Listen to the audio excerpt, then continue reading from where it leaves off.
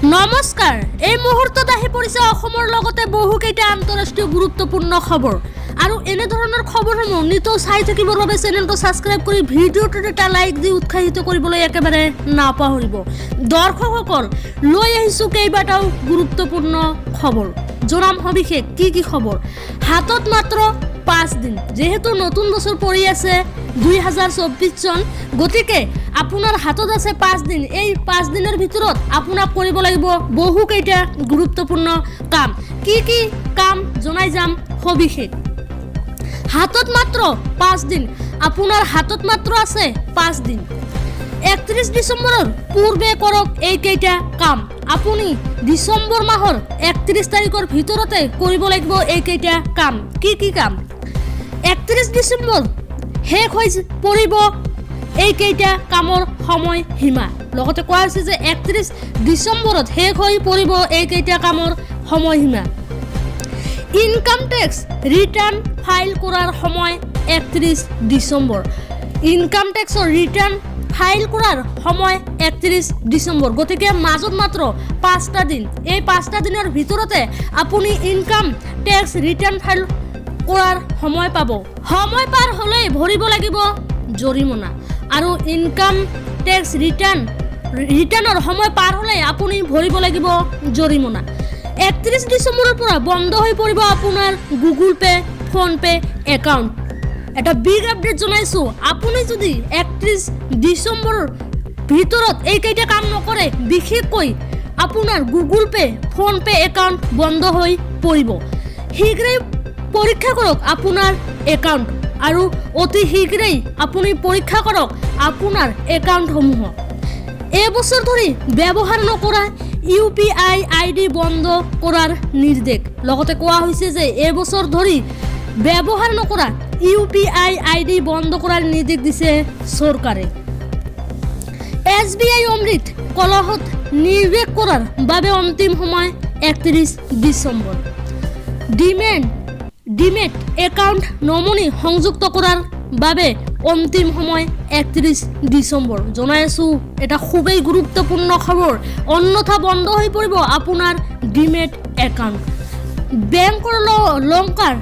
এগ্ৰিমেণ্টৰ বাবে শেষ সময়সীমা 31 ডিসেম্বৰ অন্যথা খালি কৰিব লাগিব আপোনাৰ বেংক লকাৰ হাতত মাত্ৰ 5 দিন দৰ্শকসকল জনাই আছো আমাৰ দ্বিতীয় খবৰটো আজিয়ে কৰক এই কেইটা কাম আপুনি আজিয়ে কৰক এই কেইটা কাম কি কাম জনাই আছো পিএম কিষাণৰ টকাৰ বাবে 12 টকাত 2 লাখ টকাৰ বীমাৰ বাবে 700 টকাতে গেছ সিলিণ্ডাৰ লাভৰ বাবে বানপানীত খেতি নষ্ট হলে বীমা লাভ কৰিবলৈ মুখ্যমন্ত্ৰী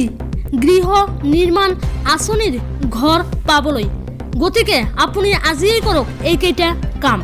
ৰাজ্যবাসীলৈ মুখ্যমন্ত্ৰীৰ কেইবাটাও বৃহৎ আহ্বান অসমৰ ৰাজ্যবাসীলৈ মুখ্যমন্ত্ৰীৰ কেইবাটাও বৃহৎ আহ্বান পিএম কিষাণৰ পৰা আৰম্ভ কৰি উজ্বলাৰ চিলিণ্ডাৰলৈকে বিশেষ ঘোষণা অসমৰ মুখ্যমন্ত্ৰী ডক্টৰ হিমন্ত বিশ্ব শৰ্মাৰ 700 টকাতেই লাভ কৰিব গেছ চিলিণ্ডাৰ আপোনালোকে এতিয়াৰে পৰা 700 টকাতেই লাভ কৰিব গেছ চিলিণ্ডাৰ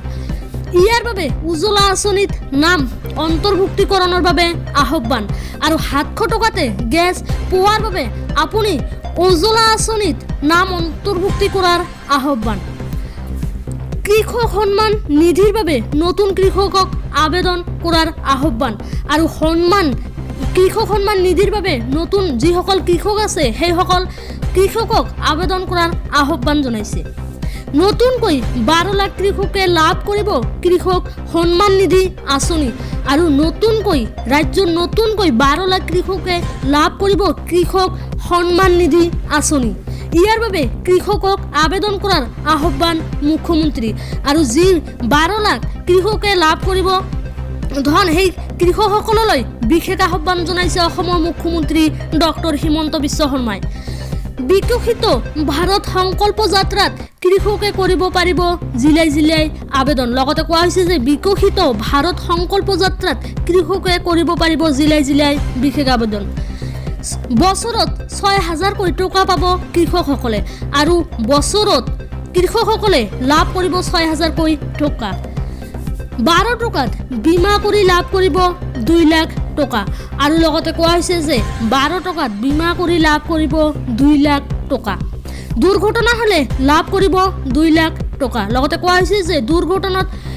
ক্ষতিগ্ৰস্ত হলে সেইসকলেও লাভ কৰিব 2 লাখ টকা। ইয়াৰ বাবেও এই যাত্ৰাত কৰিব পাৰিব আবেদন আৰু ইয়াৰ বাবেও এই যাত্ৰাত কৰিব পাৰিব আবেদন।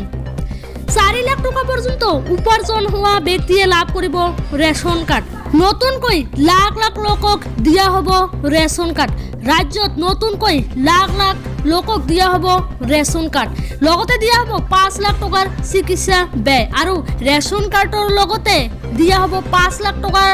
চিকিৎসাৰ ব্যয়।